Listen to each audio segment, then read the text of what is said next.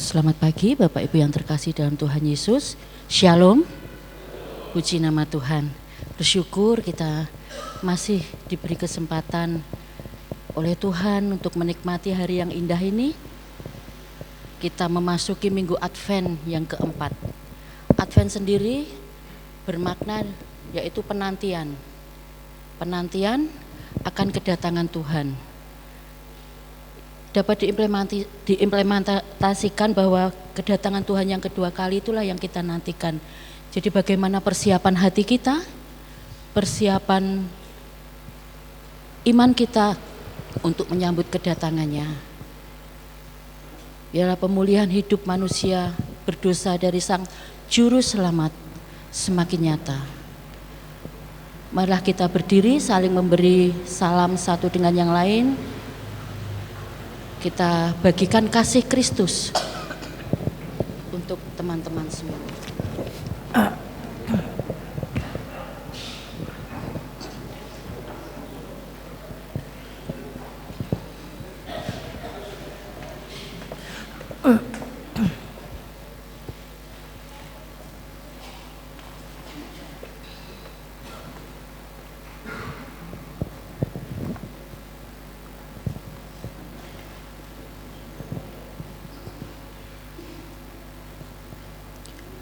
Bersorak-soraklah bagi Tuhan, hai seluruh bumi.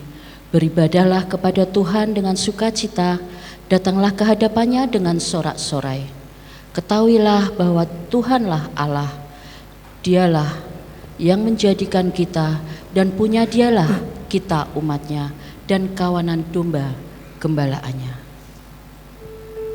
Marilah kita bernyanyi untuk mengawali ibadah kita pagi hari ini.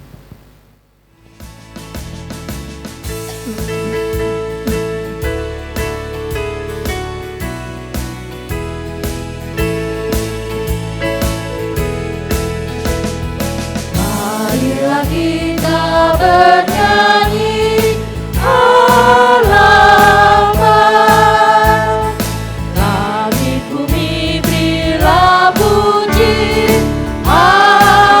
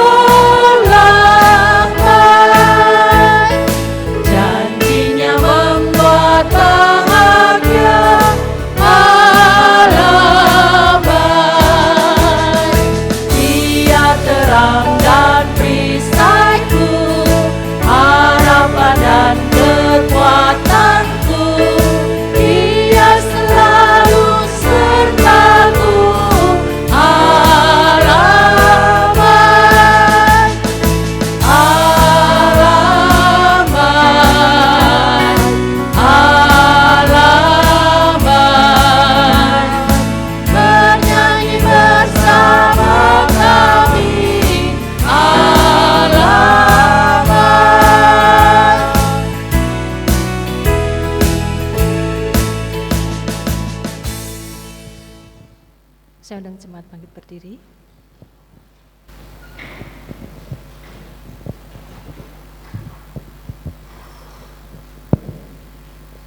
Kami mengucap syukur karena kami memiliki Allah yang sangat baik, yang mengasihi kami, menyertai kami, melindungi kami, bahkan menganugerahkan keselamatan kepada setiap kami. Di Minggu Advent yang keempat ini, kami semakin bersuka cita karena hari yang dinantikan semakin dekat. Kami mengucap syukur untuk anugerah yang Tuhan beri dan limpahkan kepada kami. Kami ingin menyerahkan ibadah ini di dalam nama Allah Bapa, Putra, dan Roh Kudus. Amin.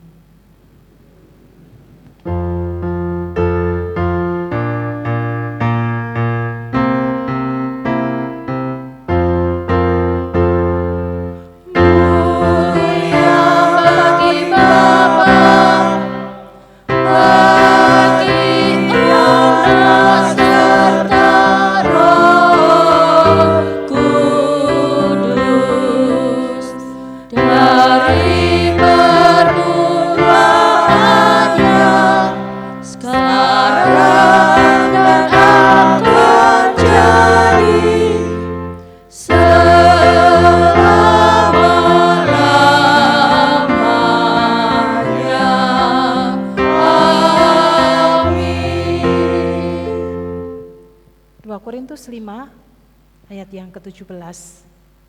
Jadi siapa yang ada di dalam Kristus, ia adalah ciptaan baru. Yang lama sudah berlalu, sesungguhnya yang baru sudah datang. Amin.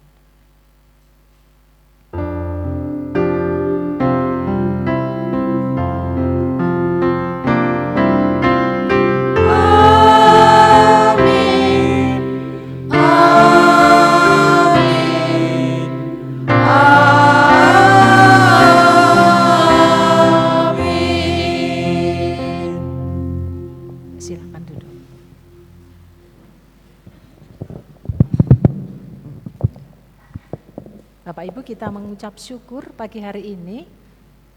Tiada terasa kita akan memasuki hari Natal yang kita diingatkan Allah yang mengasihi umat manusia, dan lewat kelahirannya yang akan kita rayakan esok hari Senin, baik dalam ibadah pagi jam 6 maupun dalam perayaan jam 5 sore di hari Senin, maka kita diingatkan bahwa hidup kita itu sudah dipulihkan oleh Allah.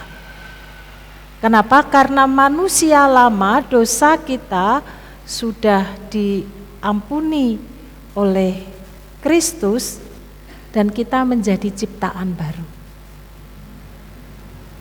Dan menjadi ciptaan baru di dalam Kristus, maka harus nyata di dalam kehidupan setiap kita pribadi lepas pribadi, lewat hal-hal yang sederhana, lewat hal-hal yang kecil, bagaimana hidup kita memuliakan akan nama Tuhan.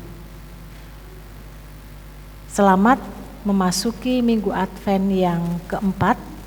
Biarlah kebaikan kemurahan Tuhan yang sudah kita rasakan dan kita miliki menjadi bagian hidup kita dapat memancar keluar, sehingga orang lain pun ikut memuliakan akan nama Tuhan. Tuhan Yesus memberkati.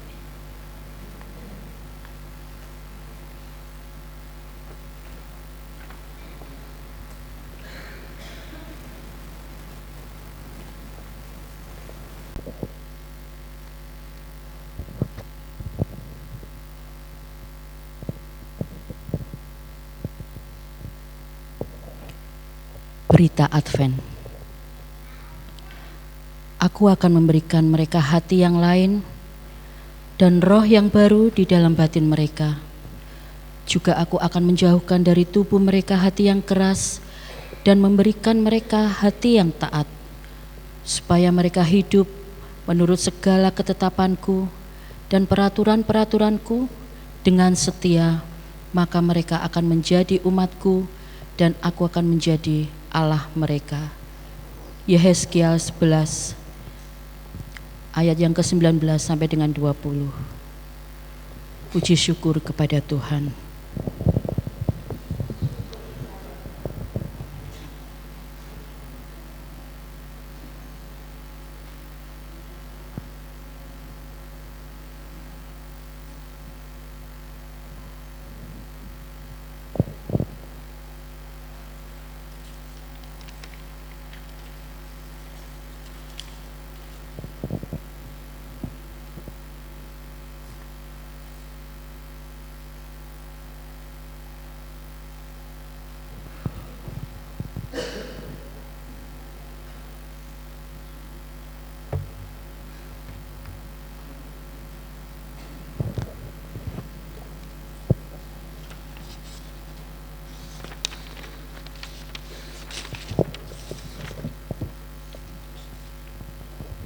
Kita akan bersama-sama menaikkan litani kita. Bapak Ibu bisa melihat di dalam LCD.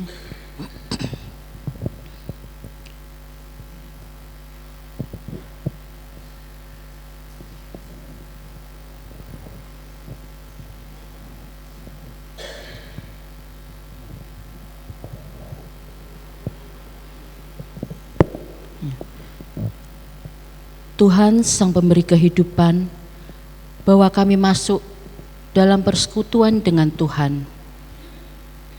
Ya Tuhan, pulihkanlah kami, buatlah wajah-Mu bersinar, maka kami akan selamat. Terima kasih untuk perkara besar yang Tuhan telah lakukan bagi kami, keselamatan yang Tuhan beri membawa kami kepada hidup baru di dalam Tuhan Yesus.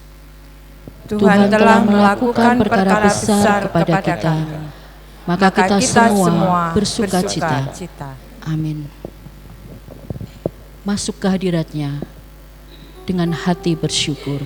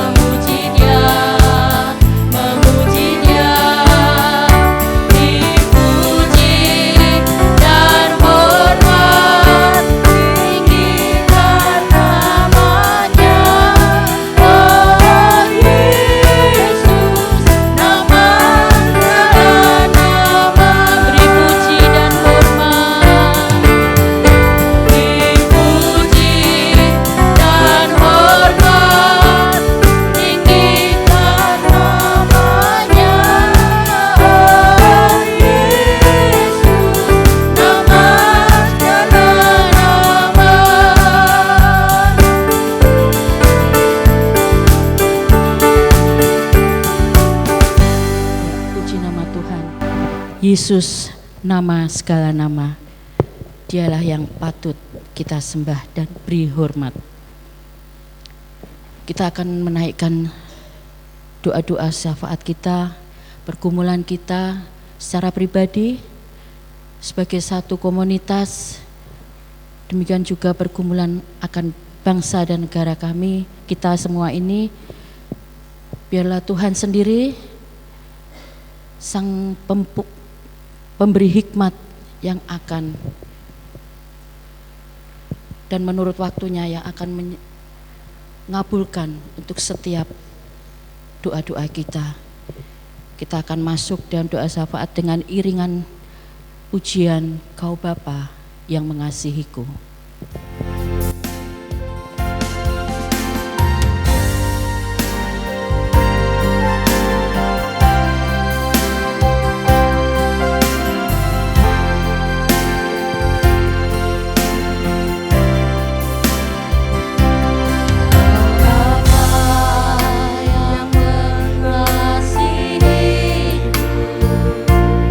Kuasamu memulihkan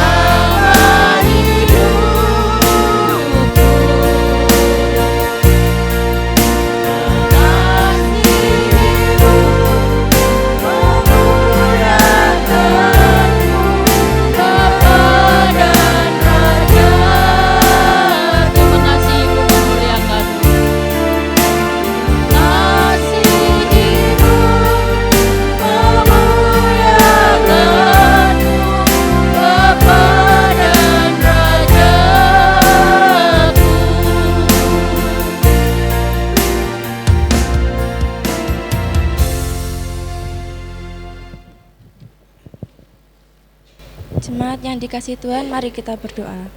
Terima kasih Tuhan untuk kasih-Mu yang luar biasa bagi kehidupan kami. Kami terus serahkan gereja kami ke atas tangan-Mu.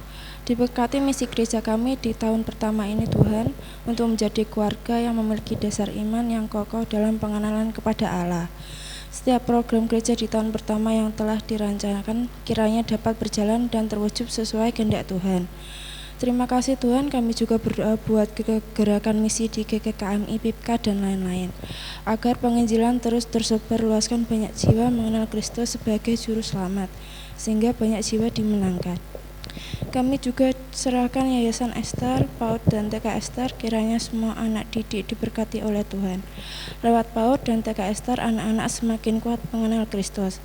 Anak-anak semakin cerdas secara akademik dan secara keimanan. Semakin kokoh pondasinya. Diberkati guru-guru yang mengajar Tuhan, berikan kesabaran, kasih sayang, dan roh takut akan Tuhan. Diberkati orang tua siswa agar mereka sepenuhnya mempercayai pendidikan anak-anak mereka untuk mendapatkan pendidikan yang terbaik lewat PAUD dan TK Ester. Setiap dana yang dibutuhkan untuk operasional sekolah Tuhan Yesus yang cukupkan. Tuhan Yesus, kami juga berdoa buat jemaat yang saat ini mengalami pergumulan. Engkau tahu Tuhan apa yang mereka butuhkan. Yang sakit Tuhan sembuhkan, yang susah Tuhan hibur, dan kekurangan Tuhan cukupkan. Diberkati Tuhan juga untuk pencarian calon hamba Tuhan. Tuhan Yesus akan sediakan yang sesuai untuk gereja kami dan untuk jemaat kami. Tuhan Yesus, di pagi ini kami juga berdoa untuk bangsa dan negara kami. Kiranya Indonesia penuh kemuliaan-Mu. Sebentar lagi menghadapi pesta demokrasi, kiranya Tuhan Yesus memberkati bangsa kami. Tuhan yang mengendalikan segala sesuatu yang terbaik untuk bangsa dan negara kami. Keamanan, kenyamanan, kesejahteraan, dan keselamatan bangsa ini kami serahkan ke atas tangan-Mu. Tuhan Yesus yang akan menyediakan pemimpin untuk bangsa kami, pemimpin yang terbaik dan takut akan Allah. Kami juga serahkan Tuhan untuk ibadah Natal besok pagi dan perayaan Natal yang akan kami laksanakan besok sore ke atas tangan-Mu. Kiranya rangkaian acara yang telah dikemas berjalan dengan lancar, sukacita, dan berkat Natal dapat kami rasakan. Terima kasih Tuhan, kami akan naikkan doa-doa ini dalam nama Tuhan Yesus yang mengajarkan kami berdoa. Bapa kami yang di surga, datanglah kerajaan-Mu, diberikan kami akan di bumi seperti di surga. Berikanlah kami akan kesalahan kami yang secukupnya. Dan ampunilah kami akan kesalahan kami, seperti kami juga mengampuni orang yang bersalah kepada kami. Dan janganlah membawa kami ke dalam pencobaan, tetapi lepaskanlah kami daripada yang jahat. Karena Engkaulah yang punya kerajaan dan kuasa dan kemuliaan sampai selama-lamanya. Amin. Biasanya sebisa mungkin kita akan menghindar kepada orang di mana kita berbuat salah. Itu sesuatu yang wajar terjadi di dalam kehidupan setiap kita. Demikian juga para gembala, ketika ia melihat malaikat di depan mereka, melayang-layang di depan mereka, maka spontan mereka merasa takut. Kenapa mereka merasa takut? Karena mereka sadar bahwa mereka, para gembala itu adalah orang-orang berdosa.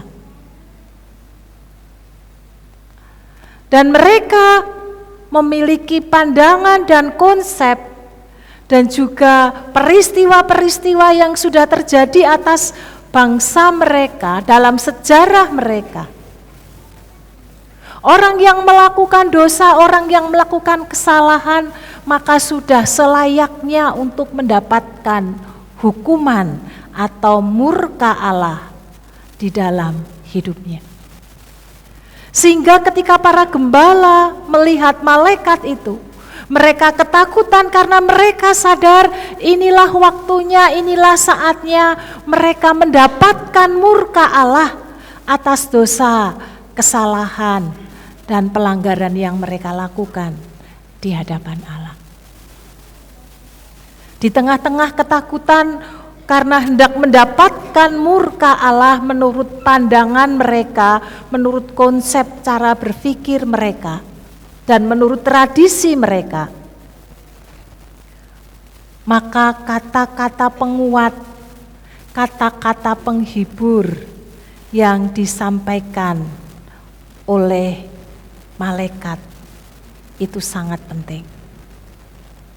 Kalimat pertama kepada para gembala yang disampaikan malaikat itu adalah jangan takut. Jangan takut. Kemudian tidak hanya berhenti dengan kalimat jangan takut, tetapi juga dilanjutkan dengan kalimat berikutnya, mengapa mereka tidak boleh takut? Bukankah itu sesuatu yang sudah wajar bahwa mereka takut karena mereka akan mendapatkan hukuman atas dosa dan kesalahan serta pelanggaran yang mereka lakukan. Kemudian malaikat itu menegaskan, sebab sesungguhnya aku, yaitu malaikat, memberitahukan kepada para gembala kesukaan besar untuk seluruh bangsa. Ada berita yang membuat mereka, mengubah mereka. Ketakutan itu diubah menjadi sukacita karena mereka akan mendapatkan satu sukacita besar di dalam kehidupan mereka.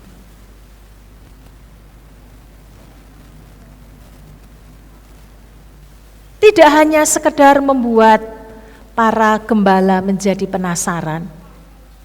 Bapak Ibu Saudara, seringkali kalau kita ingin menyampaikan sesuatu yang menyenangkan, sukacita besar bagi orang lain, seringkali kita membuat kejutan-kejutan. Orang lain disuruh menerka, disuruh menebak-nebak. Kira-kira apa yang menjadi kejutan yang membawa mereka menjadi sukacita. Tetapi malaikat Tuhan dengan jelas, dengan gamblang menjelaskan di ayat berikutnya bahwa hari itu telah lahir bagi para gembala juru selamat, yaitu Kristus Tuhan di kota Daud. Lahir juru selamat yang akan menyelamatkan seluruh umat manusia,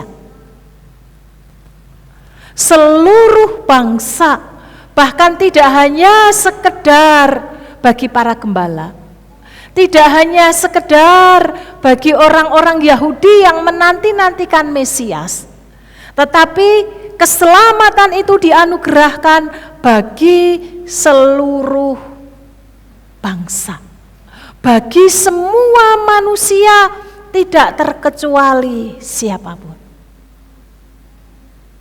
Bapak, Ibu, dan Saudara, berita yang besar, berita yang luar biasa, juru selamat Allah yang lahir di dalam dunia ini, disampaikan berita itu kepada gembala yang notabene dalam zaman itu mereka termasuk masyarakat bawah. Mereka termasuk masyarakat yang dipandang sebelah mata oleh orang-orang yang ada di sekitar mereka karena itu adalah pekerjaan rendah. Mereka harus mengembalakan domba yang ada pagi, siang, bahkan sampai malam. Karena mencari makan untuk kawanan domba bukan satu pekerjaan yang gampang, bukan seperti zaman sekarang ini. Yang punya kambing, yang punya domba atau lembu, mereka yang pergi keluar ke kebun, ke ladang, cari makanan, lalu dibawa pulang, tidak seperti itu. Tetapi mereka seperti penggembara untuk mendapatkan makanan domba-domba mereka yang jumlahnya bukan hanya 1-2, tetapi jumlahnya cukup banyak. Berita yang luar biasa disampaikan di dalam Injil Lukas kepada orang-orang yang lemah, kepada orang-orang yang dianggap sebelah mata. Kalau kita kemudian juga membaca keseluruhan Injil Lukas, maka kita juga akan melihat bahwa orang-orang yang lemah, orang-orang yang tersingkir, orang-orang yang papa, disitulah mereka disapa oleh Tuhan. Mujizat-mujizat yang dilakukan oleh Tuhan Yesus dalam pelayanannya, termasuk kesembuhan-kesembuhan penyakit, maka banyak dicatat di dalam Injil Lukas dibandingkan dengan Injil-Injil yang lain. Karena Injil Lukas oleh penulisnya sengaja ditujukan kepada orang Yunani yang pertama. Yang kedua, Injil Lukas juga ditujukan kepada orang-orang yang lemah, orang-orang yang papa, orang-orang yang tidak memiliki pengharapan di dalam hidupnya, agar mereka pun juga mengalami sukacita, kebahagiaan, bahwa anugerah penebusan, anugerah keselamatan yang Tuhan berikan itu juga dianugerahkan, diberikan tidak hanya kepada orang-orang yang mungkin dalam tanda petik kaya, mapan, pandai, intelektual. Karena kalau kita lihat di dalam Injil Matius, maka yang dituliskan adalah orang-orang Majus, orang-orang yang kaya, orang-orang intelektual. Tetapi khusus di dalam Injil Lukas ini, firman Tuhan ingin menekankan, menjelaskan bahwa tidak hanya bagi kalangan orang-orang Yahudi, bangsa pilihan, tetapi juga bagi bangsa yang lainnya, yang lemah, yang papa pun juga disapa oleh Tuhan. Bapak, Ibu, dan Saudara yang dikasihi Tuhan, bagaimanapun keberadaan kita, situasi dan kondisi kita selemah apapun, ingatlah bahwa sapaan Natal juga diberikan kepada setiap kita.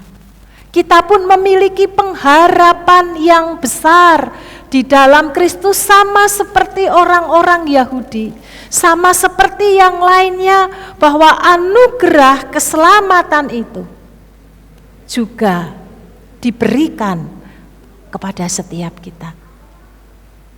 Peristiwa kelahiran Kristus yang akan kita rayakan esok hari adalah pijakan awal di mana masa pemulihan itu atas hidup manusia mulai dikerjakan oleh Allah yang akan menyelamatkan umat manusia. Penghukuman itu tidak akan berlaku lagi karena Allah sendiri yang turun ke dalam dunia yang akan kita rayakan esok hari. Sukacita besar itu juga diberikan kepada setiap kita, siapapun diri kita, asal kita mau menyambut dengan antusias di dalam kehidupan setiap kita. Ketika para gembala dijumpai oleh malaikat, bahwa ada kesukaan besar bagi seluruh bangsa karena lahir juru selamat yang dibungkus dengan lampin dan terbaring di dalam palungan. Maka berita yang disampaikan oleh malaikat itu mendapatkan peneguhan demi peneguhan, sehingga membuat para gembala yang dengan segala kesederhanaannya mereka dapat memahami benar dan menerima dengan segenap dan sepenuh hati. Di mana letak peneguhan yang Tuhan beri dan anugerahkan kepada para gembala? Peneguhan yang Tuhan beri bahwa ini benar-benar kabar sukacita bagi mereka, meskipun mereka adalah orang yang tersingkirkan, orang yang dipinggirkan, adalah ada bala tentara surga. Mereka kemudian memuji-muji, memuliakan akan nama Tuhan. Satu, mungkin kalau kita bisa bayangkan, satu tim paduan suara yang besar, yang suaranya sungguh indah, dan itu dihaturkan kepada Tuhan, dinyanyikan oleh para bala tentara surga, malaikat Tuhan. Ada sukacita besar, ada kebahagiaan besar yang selama ini mungkin tidak pernah mereka menyaksikan satu konser musik yang luar biasa. Satu pujian yang luar biasa yang menggetarkan akan hati para gembala di malam itu. Dalam kehidupan setiap kita, di dalam pengiringan kita kepada Tuhan, ketika kita meyakini tentang kebenaran firman Tuhan di dalam kehidupan kita atau berbicara kepada setiap kita, maka Tuhan pun akan meneguhkan hati kita, bahkan semakin memantapkan diri kita untuk melakukan dan menghidupi. Pemulihan itu terjadi dimulai dari para gembala. Mereka diteguhkan dengan para malaikat bala tentara surga yang memuji-muji dan memuliakan Allah, dan hati mereka bersukacita di dalam Tuhan. Inilah babak baru bagi para gembala. Karena babak baru ini terlihat, respon ini dapat kita lihat bersama-sama betapa mereka bersukacita, betapa mereka antusias karena ada juru selamat yang lahir yang menolong dan menyelamatkan mereka. Terbukti. Maka para gembala itu, mereka segera, itu berarti tidak menunda-nunda. Langsung mereka pergi untuk menjumpai bayi Yesus, menjumpai Yusuf dan juga Maria. Mereka ingin tahu benar bahwa apakah benar apa yang disampaikan oleh malaikat itu atau tidak. Sehingga dengan antusias yang besar, para gembala ini menjumpai dan ingin bertemu dengan bayi Yesus. Bapak, Ibu, dan Saudara, posisi para gembala ini jelas. Mereka itu sedang bekerja. Mereka itu sedang menjaga kawanan domba-domba mereka. Tetapi karena mereka tahu bahwa ini lebih penting daripada sekedar kawanan domba yang mereka sedang jaga, maka mereka pergi, mereka mengutamakan untuk melihat akan bayi Yesus yang lahir itu daripada pekerjaan yang saat itu dilakukan. Bukan berarti bahwa kita tidak boleh bekerja atau kita harus meninggalkan pekerjaan kita. Mungkin ada beberapa orang yang memang Tuhan panggil dalam hidupnya untuk menjadi pelayan Tuhan, sehingga ia rela meninggalkan bisnis, meninggalkan usaha, meninggalkan pekerjaan, lalu memenuhi panggilan Allah. Dan itu pun pasti juga ada peneguhan di dalamnya, sehingga berani mengambil keputusan di dalamnya. Tetapi bagi setiap kita pribadi, lepas pribadi, kita diingatkan. Bukan berarti kita diajak untuk meninggalkan karya pekerjaan keluarga kita. Tapi kita diingatkan bersama-sama, jangan sampai karena pekerjaan, maka kemudian kita mengabaikan sesuatu yang lebih mulia, sesuatu yang lebih agung. Jangan sampai karena keluarga, karena bisnis, kemudian kita menomorduakan Allah di dalam kehidupan setiap kita. Tetapi bagaimana justru lewat pekerjaan, lewat kehidupan, lewat keluarga, kita diajak bersama-sama, kita menghidupinya, agar kita bisa memuliakan akan nama Allah. Ini beda.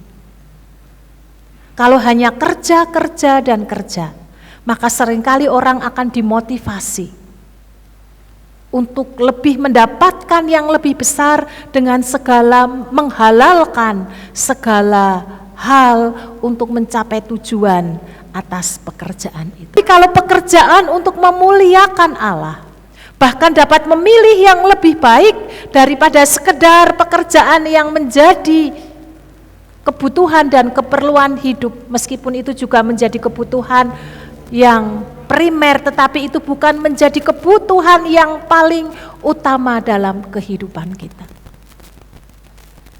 Tuhan bisa gantikan. Kalau memang Tuhan hendak memberkati Bapak Ibu Saudara lewat pekerjaan yang Bapak Ibu tekuni. Kalau Bapak Ibu untuk sementara waktu harus meninggalkan karena harus beribadah, karena harus datang kepada Tuhan, maka berkat yang Tuhan sediakan tidak akan lari kemana-mana.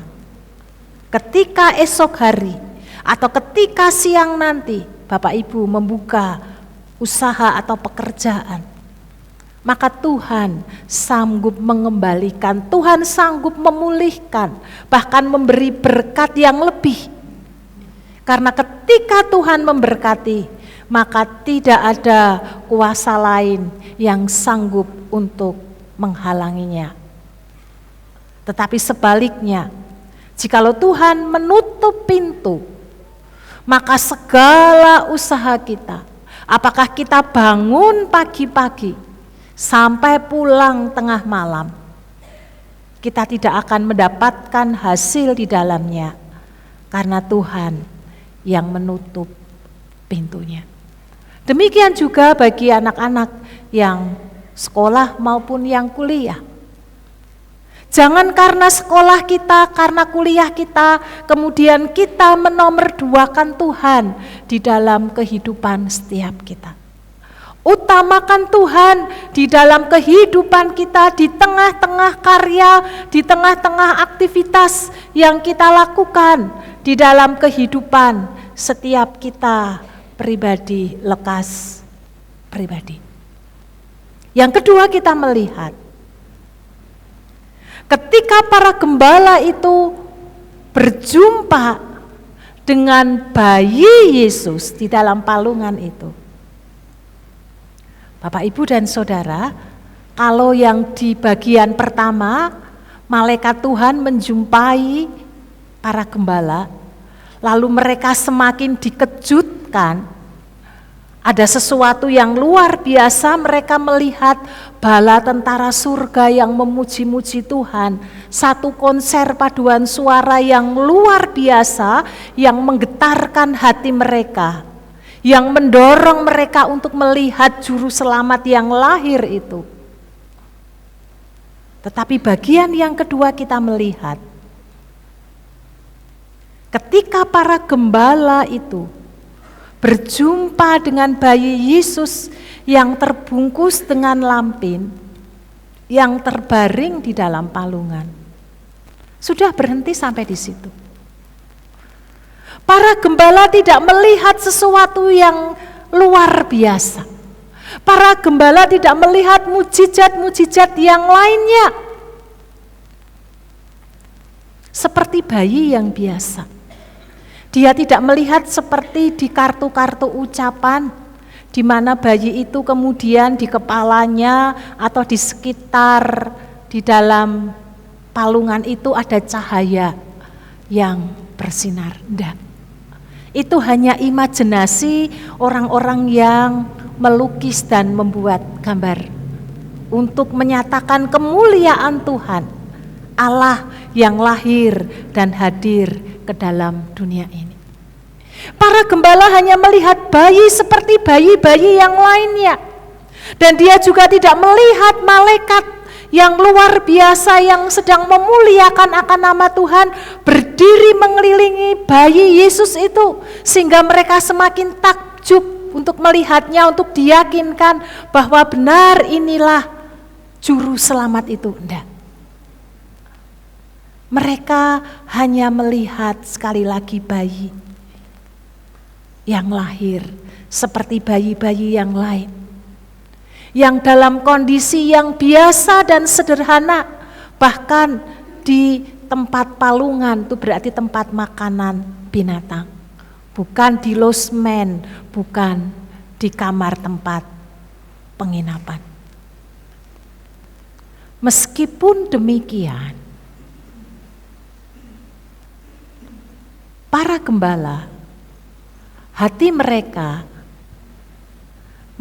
tidak bergeser ketika melihat realita kehidupan bahwa Sang Juru Selamat itu adalah bayi yang biasa saja. Mereka tidak kemudian berbalik arah dan mengatakan, oh cuman begitu aja. Apakah benar itu Juru Selamat? Sementara lahir saja di dalam palungan. Tidak. Dengan kesederhanaan dan kepolosan para gembala ini, mereka menerima Juru Selamat itu di dalam hatinya dengan segenap hati. Dan itu terbukti di bagian akhir. Kemudian ketika mereka pulang, mereka memuliakan akan nama Tuhan. Bapak, Ibu, dan Saudara, kembali kepada para gembala. Ketika mereka sampai di sana, percakapannya antara Maria, Yusuf, dan juga mungkin ada orang yang lain di situ, dan para gembala memang tidak dituliskan secara detail seperti kalau kita melihat atau membaca satu naskah skenario drama. Tetapi dituliskan dalam Alkitab bahwa para gembala itu menceritakan apa yang ia lihat, apa yang ia dengar dari malaikat itu. Lalu dia sampaikan kepada Yusuf dan kepada Maria secara detail kondisi dan keberadaan Juru Selamat yang lahir itu di dalam kesederhanaannya. Maka disitulah kita melihat tidak hanya para gembala dipakai oleh Tuhan, dia diteguhkan imannya, keyakinannya kepada Allah.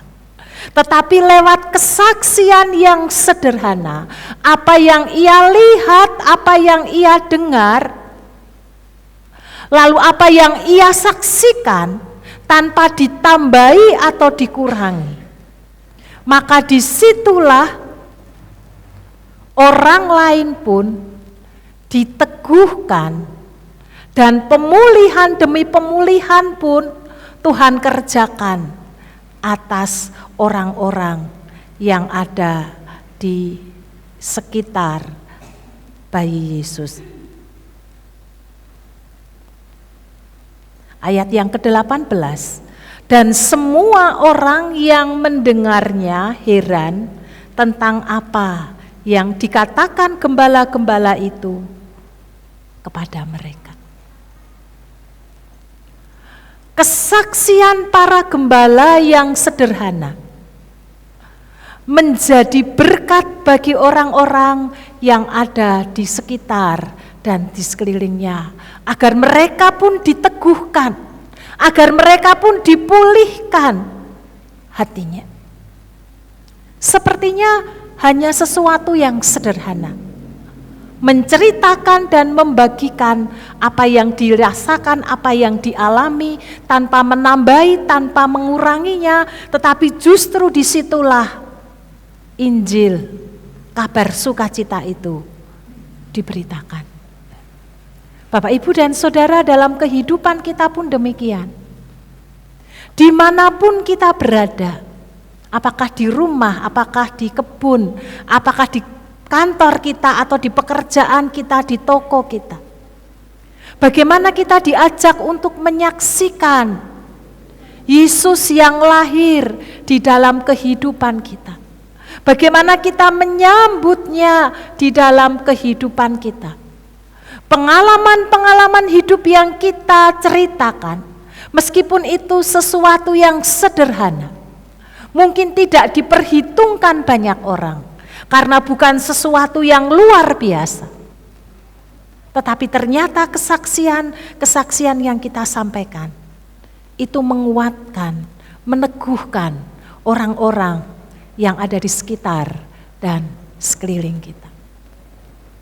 Maria, yang sejak awal malaikat Tuhan berbicara kepadanya bahwa ia akan mengandung, dan Roh Kudus yang ada di dalam rahimnya itu adalah perkataan malaikat kepada Maria. Dan setelah itu di dalam Alkitab tidak dituliskan apakah terus malaikat itu berbicara menuntun kepada Maria. Enggak. Selang beberapa waktu, paling tidak mungkin orang mengandung itu 9 bulan, 10 hari itu normal. Ketika bayi Yesus lahir, maka paling tidak mungkin 10 bulan dari peristiwa Maria mendapatkan firman Tuhan lewat malaikat yang menjumpainya.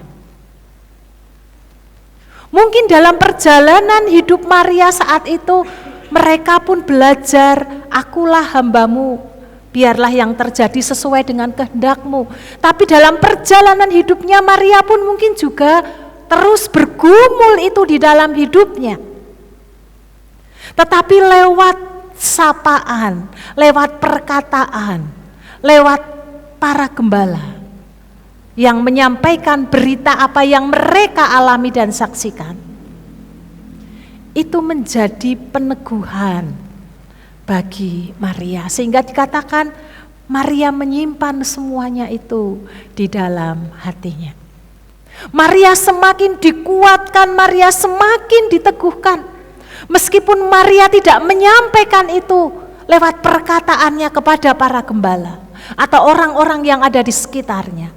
Tetapi secara pribadi Maria dikuatkan, diteguhkan lewat berita yang disampaikan oleh para gembala. Bapak, Ibu, dan Saudara yang dikasihi Tuhan, dalam perjalanan hidup kita, perjumpaan-perjumpaan kita dengan orang-orang lain yang kita tidak tahu mungkin siapa dia, situasi hatinya sedang seperti apa, kita tidak tahu karena kita tidak bisa membaca hati orang. Kecuali orang bercerita, curhat, menyampaikan apa yang ada dalam isi hatinya, baru kita bisa menangkapnya.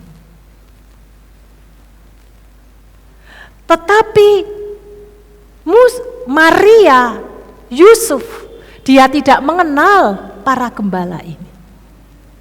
Tetapi lewat peristiwa yang sederhana ini, perjumpaan antara Maria dengan para gembala, iman dikuatkan dan diteguhkan. Demikian juga perjumpaan-perjumpaan kita dengan orang-orang yang ada di sekitar kita. Bukan satu kebetulan, tapi Tuhan sedang rancangkan, Tuhan sedang atur, agar hari itu kita diperjumpakan dengan orang yang mungkin hatinya sedang hancur, pikirannya sedang galau, kita tidak tahu. Tetapi ketika kita mewartakan kabar sukacita, kabar selamat itu, maka seperti siraman air es yang akan menyejukkan hati orang-orang yang sedang mengalami kesulitan, orang-orang yang sedang mengalami pergumulan. Tuhan pakai kita untuk mewartakan kasih, rahmat kepada orang lain lewat hal-hal yang sederhana. Kalau kita kemudian memparalelkannya, peneguhan demi peneguhan terus Tuhan kerjakan dan lakukan atas diri Maria. Selang beberapa tahun kemudian, orang Majus yang juga notabene tidak mereka kenal, Yusuf Maria tidak kenal, tetapi mereka kemudian menjumpai anak Yesus dan mereka memberikan korban persembahan. Lepas dari apakah mereka orang-orang yang hebat, kaum intelektual, orang-orang yang kaya, tetapi inilah peneguhan yang Maria dan Yusuf terima, bahwa juru selamat benar-benar lahir dan hadir, dan mereka dipakai menjadi kepanjangan tangan Tuhan untuk mendampingi sementara waktu Yesus, bayi Yesus yang masih kecil itu. Bapak, Ibu, dan Saudara, dalam kehidupan kita pun, dalam pengiringan kita kepada Tuhan, saya meyakini ketika Tuhan berbicara kepada kita, di dalam kehidupan setiap kita, ketika kita mungkin mengalami kebimbangan, keraguan, maka Tuhan akan meneguhkan. Di dalam pengenalan kita, pengiringan kita kepada Sang Juru Selamat yang memberikan anugerah keselamatan kepada setiap kita. Yang ketiga yang kita bisa lihat, respon yang baik yang dilakukan oleh para gembala yang notabene orang pinggiran, orang yang dipandang sebelah mata oleh banyak orang. Ketika mereka pulang setelah melihat bayi Yesus itu, mereka kemudian memuliakan nama Allah. Mereka meninggikan nama Allah, mereka memuji-muji akan Allah atas segala sesuatu yang mereka telah lihat, apa yang telah mereka dengar, perjumpaan pengalaman hidupnya, dan mereka saksikan kepada banyak orang. Minggu Advent keempat, di mana tinggal satu langkah lagi untuk kita jalani bersama-sama, mendorong kita, memotivasi kita. Mari kita belajar untuk memuliakan Allah lewat anugerah yang Tuhan sudah beri dan anugerahkan kepada setiap kita pribadi lepas pribadi, dengan cara kita menyaksikan Kristus kepada banyak orang, menceritakan kepada banyak orang, agar lewat kehidupan kita, anugerah keselamatan yang sudah kita terima dan menjadi bagian milik kita, tidak hanya berhenti kita menjadi penikmat anugerah keselamatan dalam hidup ini. Bukan itu tujuan akhir dari kelahiran Kristus di dalam dunia ini. Manusia bukan hanya sekedar menjadi penikmat berkat Tuhan atas anugerah keselamatan itu. Tetapi setiap kita diajak untuk mewartakan anugerah keselamatan yang Tuhan beri dan anugerahkan kepada kita.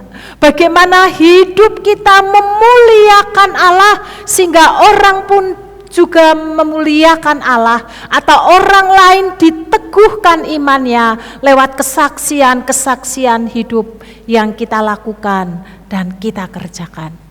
Meskipun lewat hal-hal yang kecil, meskipun lewat hal-hal yang sederhana, yang kita lakukan, yang kita hidupi sesehari, di rumah, di kantor, di toko, di masyarakat, orang melihat Kristus yang memancar di dalam kehidupan setiap kita. Amin. Mari kita tundukkan kepala, kita datang kepada Tuhan.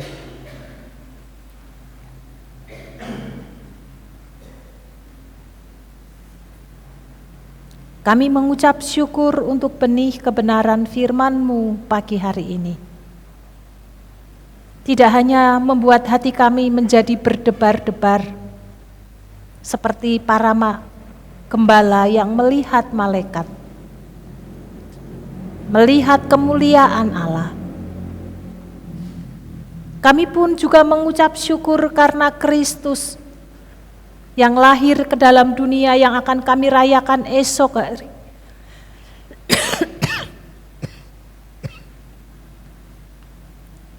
Membawa setiap kami untuk boleh mengalami damai Kristus tinggal di dalam hati kami. Juru selamat yang menyelamatkan kami. Terima kasih Tuhan. Biarlah ini menjadi pijakan bagi kami siapapun kami, dengan latar belakang apapun kami. Kami dimampukan menceritakan, menyaksikan pengalaman iman kami kepada orang-orang yang ada di sekeliling kami, agar lewat kehidupan kami, nama Tuhan dipermuliakan, nama Tuhan ditinggikan. Ajari kami dapat memancarkan kasih Kristus lewat keseharian kami. Sehingga lewat perilaku yang kami lakukan, orang melihat Kristus di dalam hidup kami. Roh Kudus tolong kami, Roh Kudus bantu kami, agar kami disanggupkan, kami dimampukan untuk melakukan dalam kehidupan kami sesehari. Terima kasih untuk pemulihan hidup lewat anugerah keselamatan yang Tuhan beri dan anugerahkan bagi kami. Amin.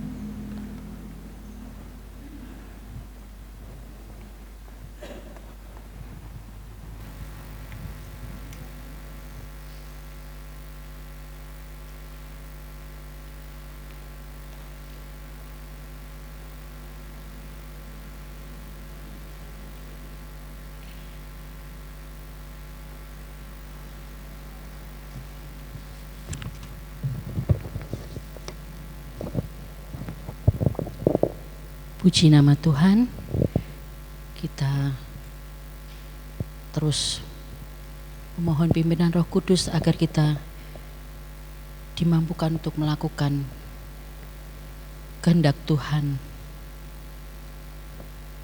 Tuhan sudah begitu baik di dalam kehidupan kita. Apa yang tidak pernah kita lihat, kita dengar, kita simpan dalam hati, Tuhan sediakan bagi kita. Dan saatnya kita akan memberikan yang terbaik untuk Tuhan lewat persembahan yang kita sudah persiapkan. Kita percaya dengan kesungguhan hati kita, Tuhan berkenan akan persembahan kita. Nats yang akan mengiringi kita menghaturkan persembahan dari 1 Tawarik 29 ayat yang ke-17a, demikian bunyi firman Tuhan. Aku tahu ya Allahku, bahwa Engkau adalah penguji hati dan berkenan kepada keikhlasan. Maka aku pun mempersembahkan semuanya itu dengan sukarela dan tulus ikhlas. Saya undang jemaat untuk bangkit berdiri, petugas dapat maju ke depan.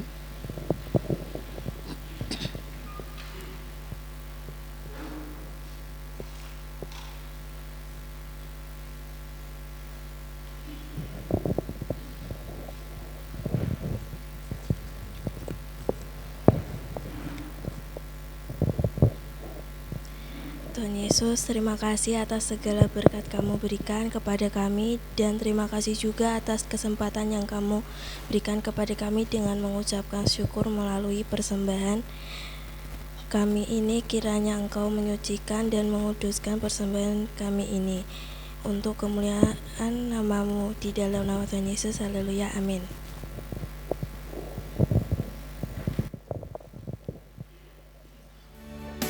Saat kita menaikkan persembahan, kita akan diiringi oleh instrumen dari Mas Yoga. Ya.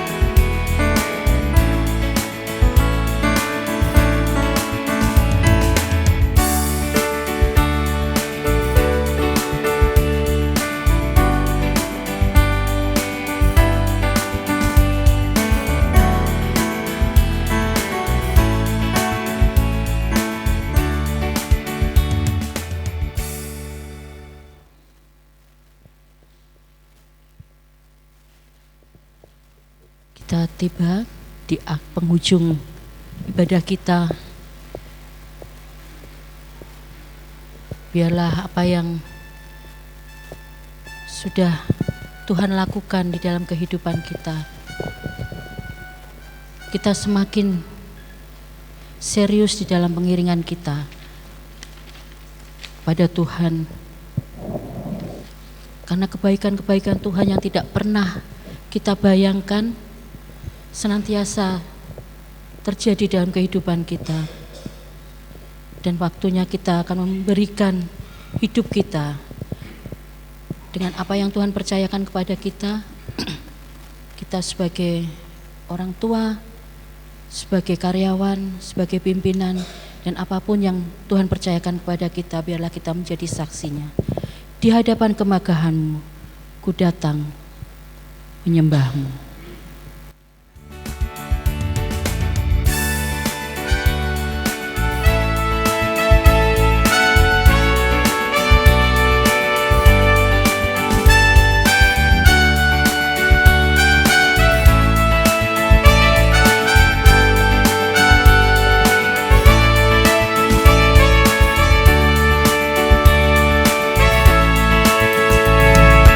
Hadapan kemenangan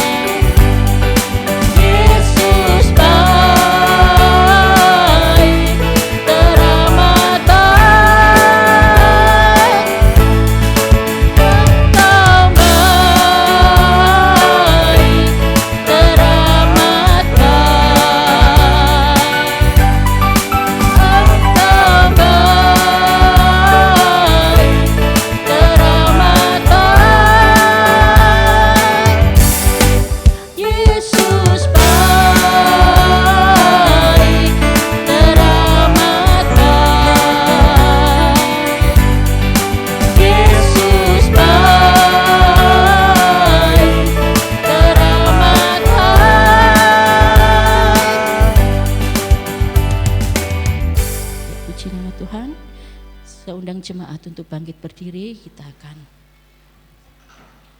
mengucapkan komitmen pemuridan.